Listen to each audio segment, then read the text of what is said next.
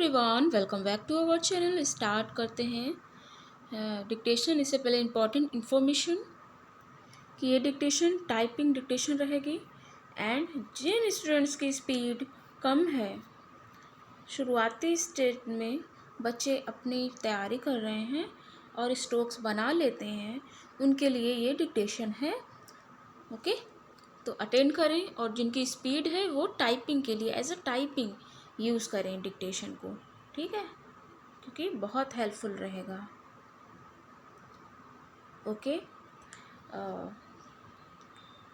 और जो fast students हैं, फास्ट जिनकी स्पीड है, उनके लिए डिक्टेशन दिया जाता है 80 वर्ड पर मिनट, 85 वर्ड पर मिनट फ्लक्चुएट डिक्टेशन एंड उसके बाद 100 वर्ड पर मिनट डिक्टेशन, 105 वर्ड पर मिनट डिक्टेशन फ्लक्चुएट डिक्टेशन वो भी रहता है। तो सेशन को ज़रूर अटेंड करें। चलिए स्टार्ट करते हैं। Typing students and short hand वाले लो स्पीड वाले स्टूडेंट्स तैयार हो जाएं। Start. Mister vice chairman sir, the most dramatic event of the last year and perhaps the most significant in the history of free India was the underground nuclear explosion. The President's address has taken due note of this event, and the President has rightly congratulated our nuclear scientists and engineers on this important achievement. However, a serious omission in the President's address is that he made no mention of the hundreds of other scientists who are working in equally important fields such as agriculture and fisheries. Particularly this year, when agriculture has become the whole pivot of our national progress, I would have liked the President to have made at least a mention of those dedicated scientists and technologists who have been doing brilliant work for the development of our countryside.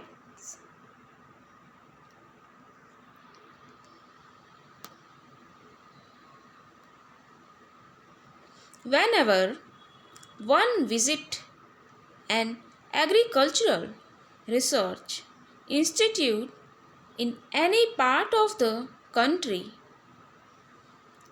one is impressed by the dedication and energy of our young scientists engaged in doing the most advanced research in agriculture,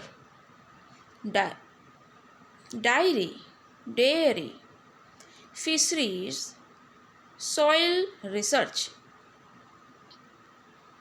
reclamation, of desert areas, forestry, all of which are crucial to our development. At the same time, one gathers the impression that there is a great deal of frustration in our scientists today on account of lack of encouragement and the poor conditions in which they often have to work. Atomic scientists are perhaps somewhat better looked after than the other scientists, but on the whole, we cannot say that we have treated our scientists very well. Even today, after all the advance we have made in science, I feel that our scientists have not received the appreciation that they deserve. The majority of them are still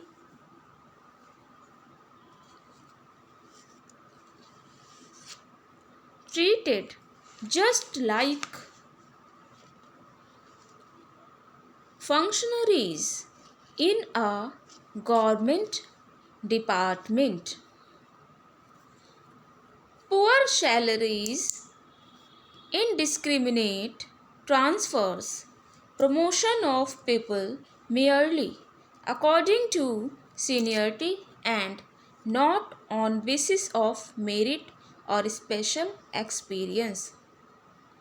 These are the complaints that I have heard from scientists whenever I visited any of our leading scientific institutions. I suggest, sir, that the time has come when we should not only raise the prestige of our scientist community but also substantial improve their material rewards and conditions of work. When I say material rewards, I do not mean just salary. More important is the kind of working and living conditions we provide for the scientist, how far we can reduce their domestic worries so that they can concentrate on their work.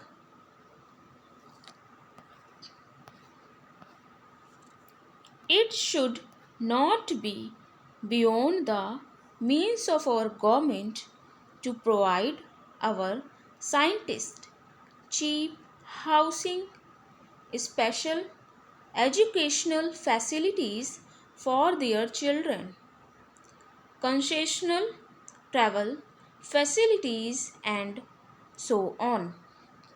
Sir, in almost every socialist country, particularly in the Soviet Union, scientists are treated as the cream of the society.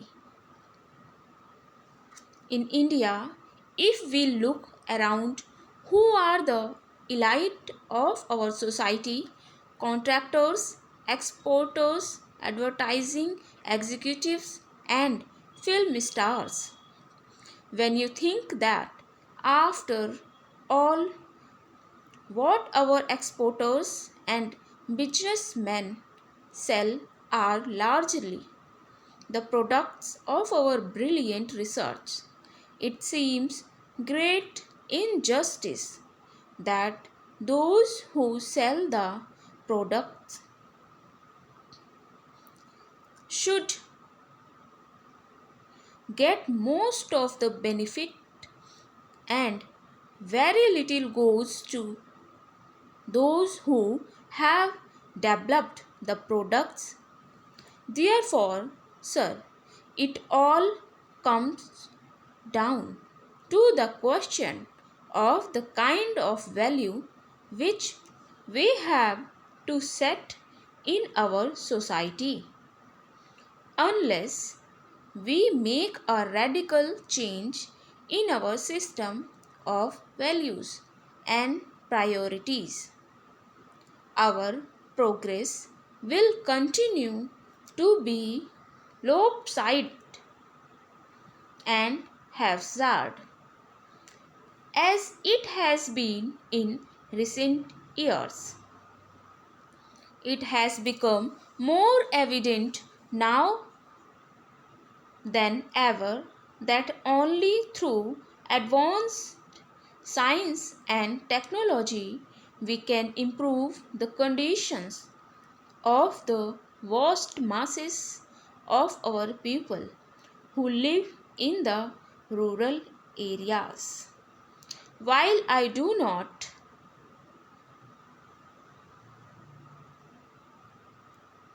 deny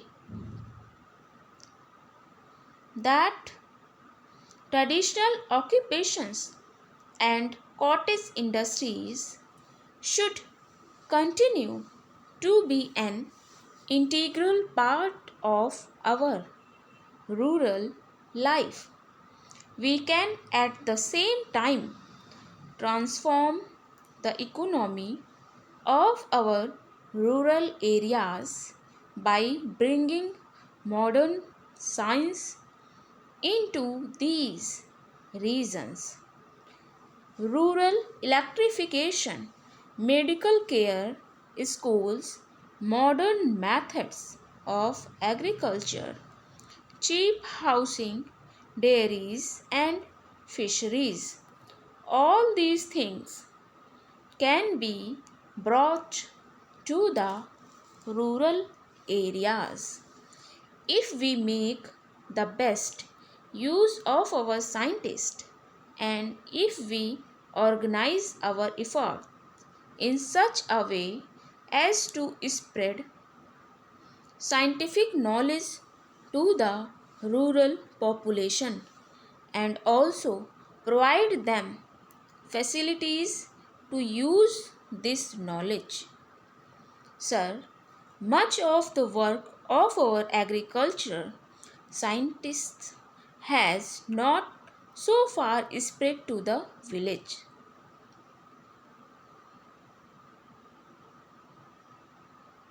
Sir, it is disappointing to see that the President's speech is set in a conventional mold. Many of the new ideas that have been discussed in the last year have failed to get a mention, while the importance of fertilizers, power, steel, coal, and oil is mentioned. I do not see any reference to the use of solar energy, wind power, and gobar gas. I do not think, sir, the dignity of the presidential address would have been in any way impaired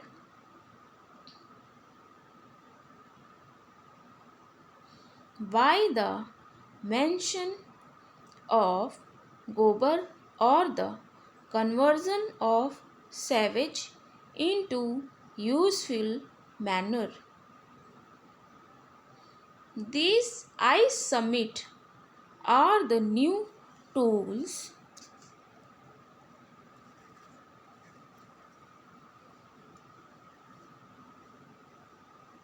by which we can raise the standard of the life of our people living in our villages. Sir, 80% of this country population lives in villages, and a majority of them are landless, laborers, and marginal farmers. Out of this 80%, that is 70 crores of rural population, more than 30 crores are landless laborers. They live below the poverty line. Really speaking, there is no legal provision for their well-being and welfare. The urban labor is less than 10 crores, and the government has taken many steps and measures for their well-being and upliftment. Sir, I would like to narrate some of the measures taken by the government for the welfare of the urban labor. There is an act governing industrial relations and disputes. There are workers' committees, joint management councils, National Commission on Labor, etc. The government has also taken many steps for societal security like the Employees State Insurance Scheme, Employees Provident Fund, Family Pension, Maternity Benefits, etc. For this industrial and urban labor.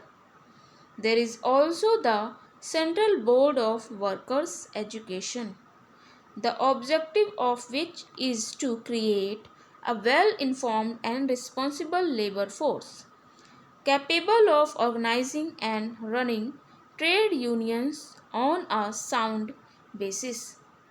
All these measures are taken for the benefit of the industrial labor, mine labor, and dock labor workers. Stop.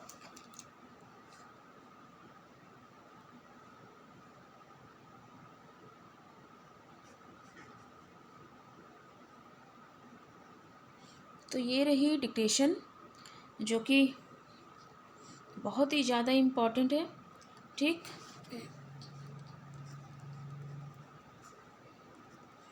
अब start करेंगे हम grammatical structure, grammar rule. जैसे कि ये typing students के लिए है और जो लो स्पीड जिनकी शॉर्ट हैंड की है उनके लिए है। तो सभी स्टूडेंट्स, दोनों जो जिनकी स्पीड है उनके लिए टाइपिंग बेस्ट है। ठीक, ये इस सेशन को लेकर, और जो लो स्पीड में शॉर्ट हैंड लिख रहे हैं, अभी न्यू सीख रहे हैं, तो उनके लिए स्ट्रोक्स के लिए और उनकी स्पीड के लिए इन्हेंस करने के लिए ये सेशन बेस्ट है। तो बोथ टाइप के स्टूडेंट्स के लिए ये सेशन इज़ वेरी इंपॉर्टेंट।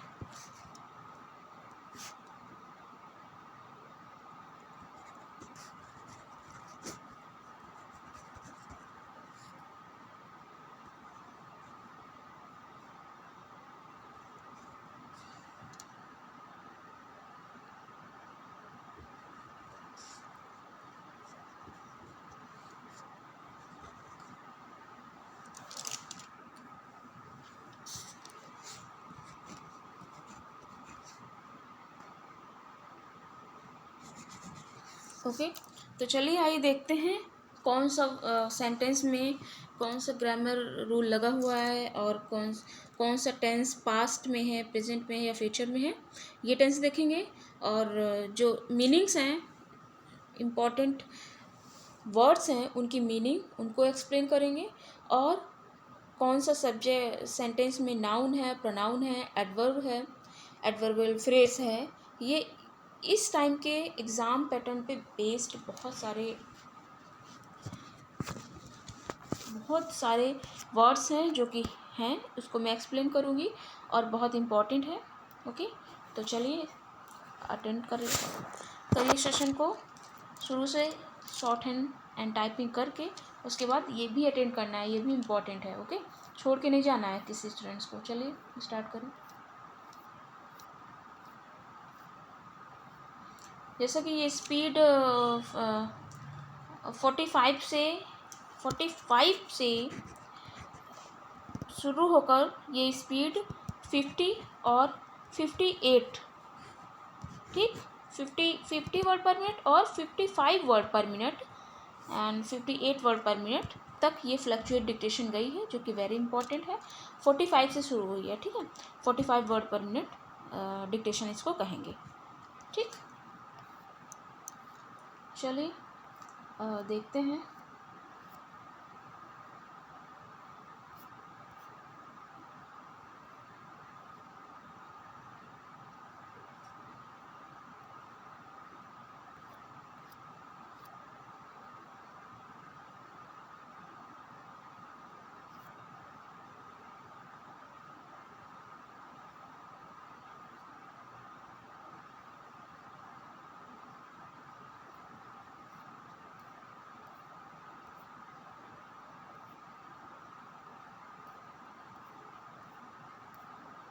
हाँ, यहाँ से स्टार्ट हो।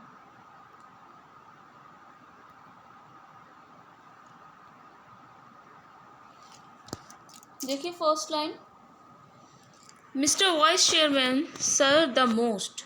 अब कहीं भी सेंटेंस में मोस्ट आ जाएगा ना, तो उसके पहले द आर्टिकल फिक्स है, हमेशा के लिए ध्यान रखिएगा, ठीक। द मोस्ट ड्रामेटिक, अब ड्रामेटिक वर्ड क्या है, नाउन है, ठीक। TIC जिस भी वर्ड में लग जाएगा वो नाउन कहलाएगा, तो ड्रामेटिक इवेंट, ड्रामेटिक। अब देखिए the most dramatic event, dramatic, अब यहाँ पर नाउन के पहले ड्रामेटिक लगा है, मतलब ड्रामे की तरह एक सीन दिखाया गया, ठीक है। ड्रामेटिक मतलब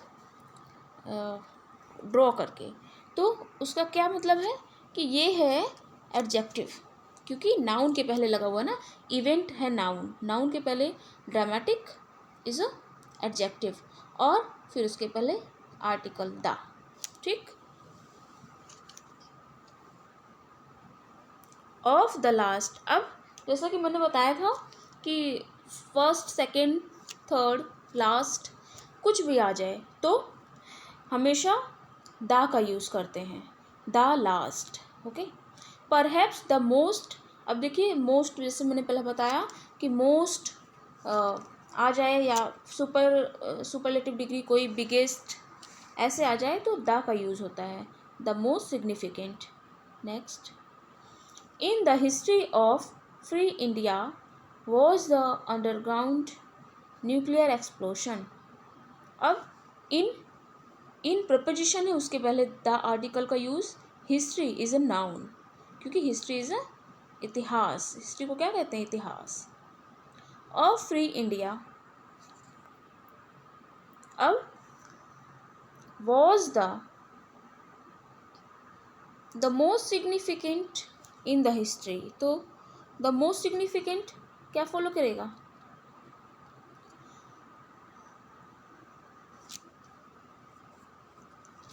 सिंगुलर वर्ब, ओके।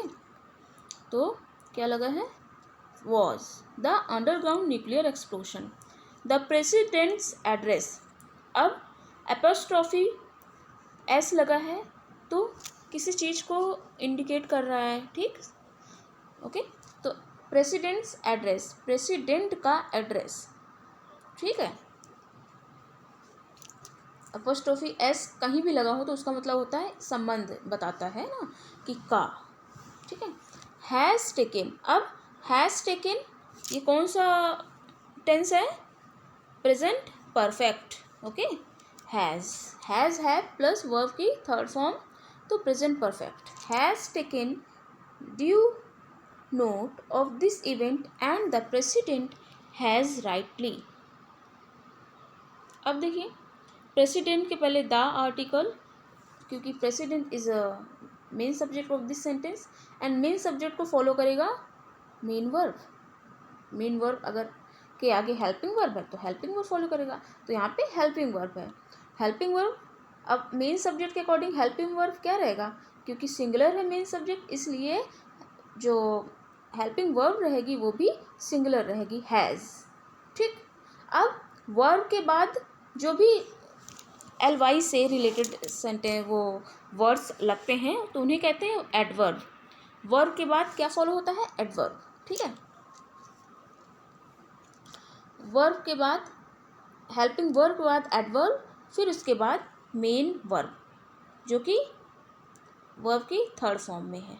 ठीक है, तो ये भी सेंटेंस किस में जा रहा है, प्रेजेंट परफेक्ट में। Has rightly congratulated, has helping verb, adverb and main verb, congratulated our nuclear scientist and engineers. अब ये ऑब्जेक्टिव केस में नाउन है। ठीक, our nuclear scientist and engineers on this important achievement. अब कोई ओकेजन है इसलिए ऑन प्रपोजिशन का यूज हुआ है। ठीक है, however a serious omission, however a serious omission। अब देखिए however माने जैसा कि, फिर हालांकि, however मतलब हालांकि, जैसा कि, सेंटेंस के according. a serious, a is article, serious is adjective and omission is noun, omission in the president's address। omission मतलब कुछ कुछ कमी।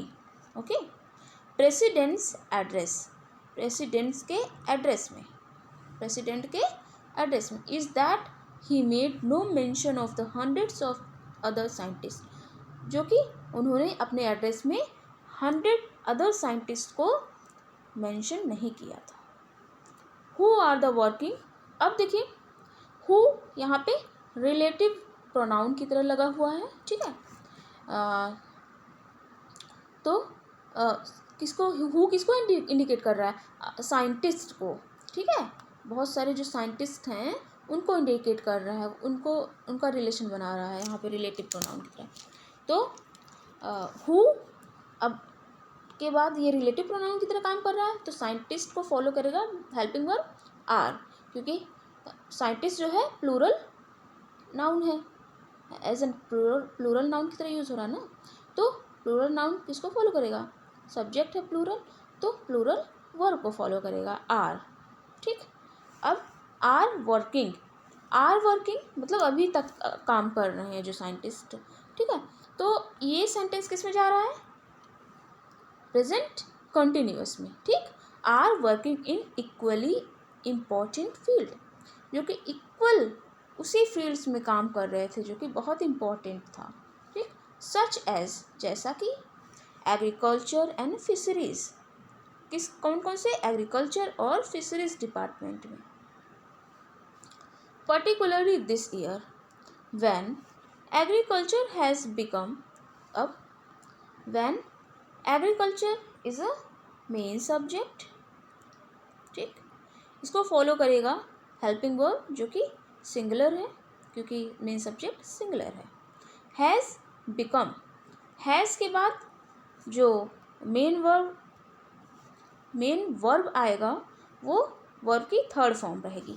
ठीक, बिकम, देखो बिकम, बिकेम और बिकम, बिकेम, बिकम। ठीक, जैसे कम, केम, कम होता है ना, केम सेकेंड फॉर्म और फिर उसके बाद फर्स्ट फॉर्म की तरह कम थर्ड फॉर्म ही लिखी जाती है। ठीक है, तो बिकम वर्ब की third form. The whole pivot of our national progress, whole pivot मतलब जो जितनी भी ओवरऑल प्रोग्रेस हुई है उसका पूरा एक ब्यौरा। ठीक, पाइवेट। आई वुड हैव, अब देखिए ये future, would have liked future perfect tense है। ठीक है, ये है future perfect tense. I would have liked the president to have,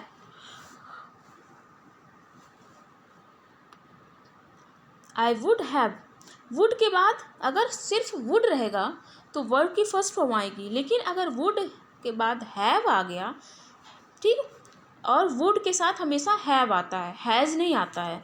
कहीं कहीं जैसे कि न्यू स्टूडेंट्स हैं तो वो कंफ्यूज हो जाएंगे अगर एग्ज़ाम हॉल में किस तरह स्ट्रक्चर देकर पूछा जा रहा है। वुड के साथ हैज़ भी लगा देते हैं तो ये गलत होता है। हमेशा वुड के साथ हैव ही आता है। Would, have, could have, might have, तो हमेशा हैव आता है। ठीक है, अब इसके बाद वर्ब की थर्ड फॉर्म लाइक्ड।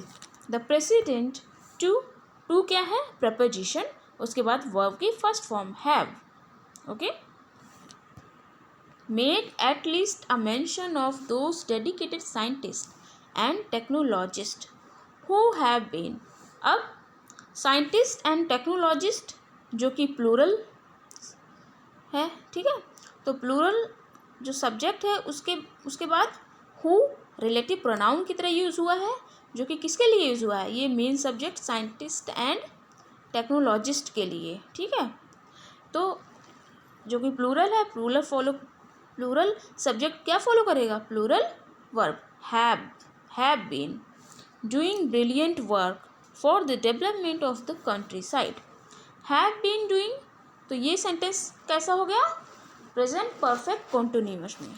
ठीक, प्रेजेंट परफेक्ट कॉन्टिन्यूअस में हो गया ना।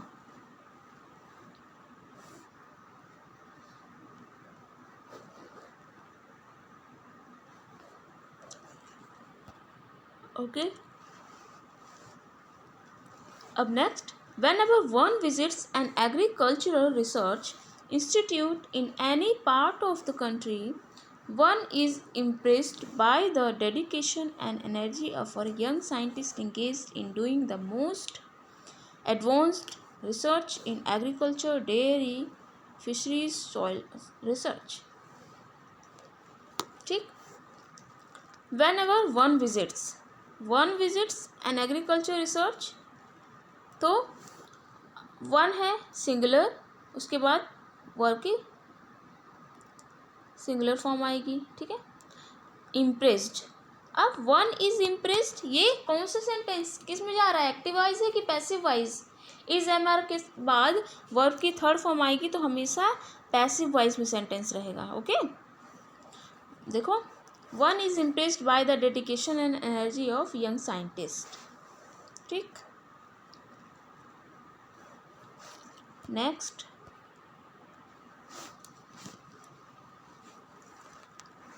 at the same time one gathers the impression that there is a great deal of frustration मतलब very bad feeling, okay,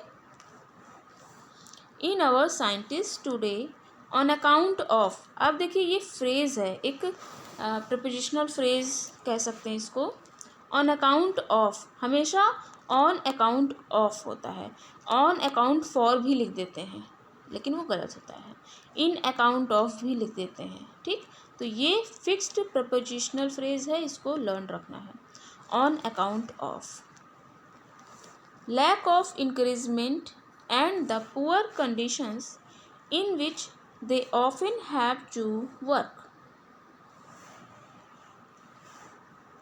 अब in which they often have यहाँ पर अब कहेंगे आपकी they often have जो है वो have वर्ब है तो इसके बाद वर्ब की थर्ड फॉर्म आनी चाहिए, तो नहीं, ये जो है वर्ब की फर्स्ट फॉर्म है। ठीक, दे प्लूरल, उसके बाद ये है ऑफन एडवर्ब।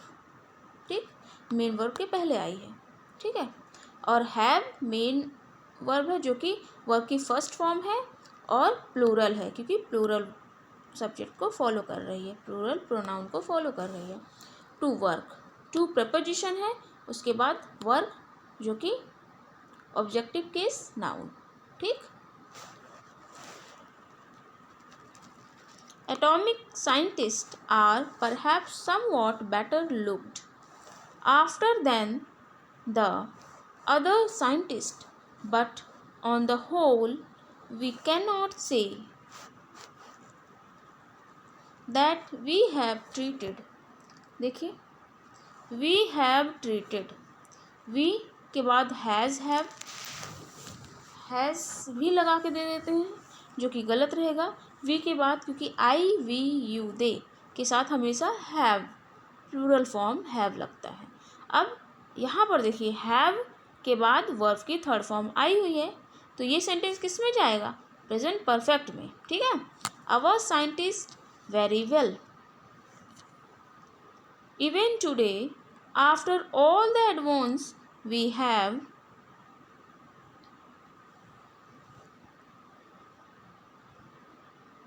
अब देखिए वेरी वेल है जो, तो ये एडजेक्टिव है वेरी, और वेल एडवर्ब है, और ये एडजेक्टिव एडजेक्टिव दोनों हो सकते, क्योंकि एडजेक्टिव को क्वालिफाई कर सकता है, ठीक है। तो very well is a adjective.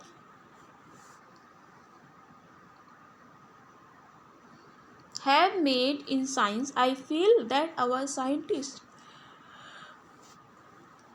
Have not received, our scientist is a plural subject जो कि फॉलो करेगा प्लूरल वर्ब को, हैव। नॉट रिसीव्ड, हैव के बाद वर्ब की थर्ड फॉर्म। और जैसे कि नेगेटिव सेंटेंस कहीं जाएगा, जैसे कि प्रेजेंट परफेक्ट वाला नेगेटिव सेंटेंस में जाएगा, तो हेल्पिंग वर्ब और मेन वर्ब के बीच में नॉट वर्ड लगेगा, ठीक है। ये नहीं कि आगे या उसके पीछे लगा दिया, बिल्कुल सही इस तरह ऐसे लगेगा। The appreciation that they deserve, the majority of them, देखिए द मेजॉरिटी ऑफ देम, तो द मेजॉरिटी जो कि एक मेजॉरिटी मतलब एग्जैक्ट नहीं बता रहा है, ये मेजॉरिटी, तो इस मेजॉरिटी को हम नाउन मतलब मेन सब्जेक्ट कंसीडर नहीं करेंगे, देम कंसीडर करेंगे, देम को, ठीक है। तो देम के अकॉर्डिंग जो हेल्पिंग वर्ब होगी वो आएगी, देम आर, ठीक। द मेजॉरिटी, अगर देखिए द मेजॉरिटी है तो मतलब एक यूनिट है, बहुत सारे का ग्रुप है एक मेजॉरिटी, तो इसके अकॉर्डिंग आर्टिकल आर का use.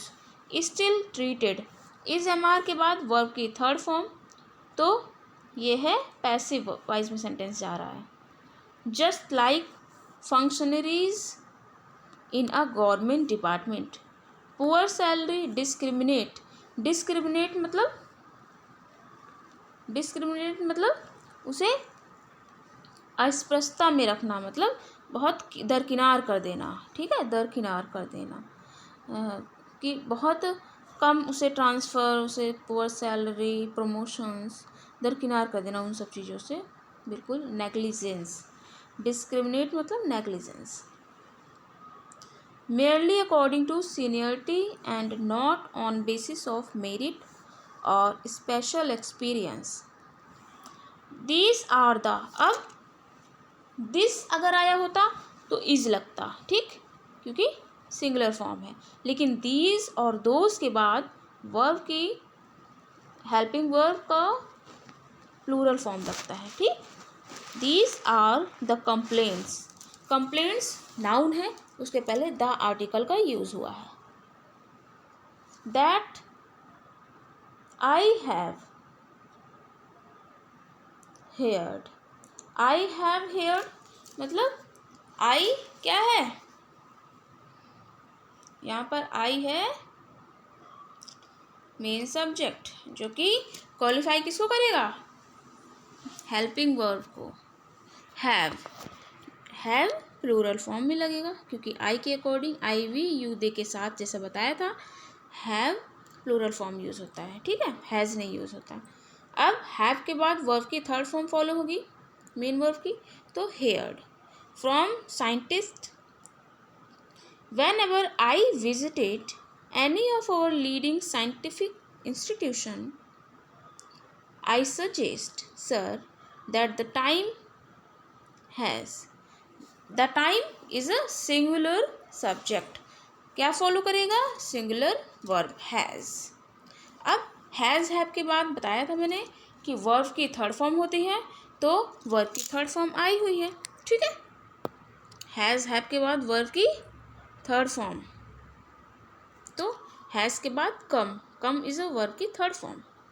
When we should not. अब देखिए जैसे कि मैंने बताया था ना, शुड वुड के बाद हमेशा क्या आता है, वर्ब की फर्स्ट फॉर्म, क्योंकि अगर हैव होता तो वर्ब की थर्ड फॉर्म होती, लेकिन अकेले शुड वुड है तो वर्ब की फर्स्ट फॉर्म। नॉट ओनली, अब देखिए ये बहुत इंपॉर्टेंट रूल है ग्रामर का, वी शुड नॉट ओनली के साथ हमेशा बट ऑल्सो का पेयर रहता है। देखिए बट ऑल्सो, ठीक है, नॉट ओनली के साथ हमेशा बट ऑल्सो लगता है, ये ध्यान रखिएगा। कहीं भी सेंटेंस में एग्जाम सेंटर में दिया हुआ है एग्जाम में, not only raise the prestige of our scientist community, तो उसके बाद जो सेंटेंस जुड़ेगा, ठीक, कंडीशनल सेंटेंस, तो बट ऑल्सो से जुड़ेगा हमेशा, ठीक है। सब्सटेंशियली इम्प्रूव, सब्सटेंशियली मतलब very important, improve their material rewards and conditions of work. When I say material rewards, I do not mean, I के साथ do लगेगा, ठीक, does नहीं लगेगा, do not, do ही लगेगा। mean क्योंकि do बेस फॉर्म है जो कि प्लूरल होती है, हमेशा वर्ब की जो बेस फॉर्म होती है वो प्लूरल होती है, ये ध्यान रखिएगा। एस या ई एस लगाएंगे तो वो सिंगुलर हो जाएगा। More important singular, so follow करेगा singular verb, helping verb is the kind of working, the article kind is a noun, of working preposition, उसके बाद working and living conditions, working is a subjective case जो कि noun है, and living conditions also, क्योंकि conditional sentence है ये, and के साथ जुड़ा हुआ है तो ये है कंजक्शन, कंजक्ट कर रहा है ना दोनों को। वी प्रोवाइड, अब वी आई वी यू देख साथ, जैसे मैंने बताया था बेस फॉर्म हमेशा प्लूरल रहता है, तो प्रोवाइड, वी प्रोवाइड, ठीक। For the scientist how far we can reduce, we can could would के साथ हमें हमेशा वर्ब की first form, their domestic worries so that they can concentrate on their work। अब दे आई वी यू दे के साथ can तो लगेगा, बट कैन के साथ कैन कुड वुड हमेशा वर्ब की फर्स्ट फॉर्म आएगी, वर्ब की फर्स्ट फॉर्म। अगर कैन कुड वुड के साथ हैव रहेगा तो वर्ब की थर्ड फॉर्म, लेकिन कैन अकेले है तो हमेशा वर्ब की first form. On their work, on preposition, उसके बाद प्रोनाउन देयर जो कि उनका एक रिलेटिव प्रोनाउन की तरह यूज़ हो रहा है, ठीक, एंड नाउन के पहले लगा हुआ है, and work is a noun, work हमेशा नाउन, ठीक। और अगर वर्क्स आ जाएगा तो वो क्या होगा, वर्क्स में जैसे कि आप कोई काम है उसको अगर प्लूरल बनाना चाहें तो प्लूरल कभी नहीं बनेगा, वर्क्स अगर रहेगा तो हमेशा वो रचनाएं, मतलब उसका अलग मीनिंग चला जाएगा, और वर्क मतलब कोई काम, ठीक। आई होप ये सेशन वेरी इम्पॉर्टेंट हो आप सभी के लिए, क्योंकि आज मैंने पूरा एक 400 वर्ड्स को एक्सप्लेन किया है, ठीक है। अब नेक्स्ट जो सेशन रहेगा उसमें भी ऐसे ही कराऊंगी सब में, और जितना भी मैंने बोला हुआ है डिक्टेशन वो ज़रूर लिखें। वो टाइप के स्टूडेंट जिनकी स्पीड है वो टाइपिंग के लिए अपना इम्प्रूव करें, लिखें, और जिनका शॉर्ट हैंड में सीख रहे हैं बच्चे, जो शुरुआती स्टेज में बच्चे हैं, वो ज़रूर लिखें, ठीक है, वो भी लिखें, दोनों में इम्प्रूवमेंट हो, एंड प्रैक्टिस करें। एंड शॉर्ट हैंड जो जिनकी स्लो स्पीड है वो कम से कम 5 टाइम्स इस सेशन के शॉर्ट हैंड को लिखें, ताकि आप में इम्प्रूवमेंट हो और जल्दी से जल्दी आप 80 वर्ड पर मिनट पे हैं, 80 वर्ड पर मिनट के बाद 100 वर्ड पर मिनट, एंड 105 फ्लक्चुएट डिक्टेशन, जो कि वेरी इंपॉर्टेंट सेशंस दिए जाते हैं इस चैनल पर। प्लीज़ चैनल पर फर्स्ट टाइम विजिट किए हो तो सब्सक्राइब जरूर करें, एंड सभी स्टूडेंट्स से रिक्वेस्ट है कि लाइक शेयर जरूर करें, एंड उससे भी ज़्यादा इम्पॉर्टेंट है कि प्रैक्टिस करें अपनी, क्योंकि practice makes the perfect. And जो कि मैं हर सेशन में बोलती हूँ, ये स्लोगन है ना, ये वेरी इंपॉर्टेंट है, इसे समझ लिया जिसने वो तो फिर उसको सक्सेस मिल गई, ठीक। तो ठीक, लाइक शेयर करें, एंड थैंक्स।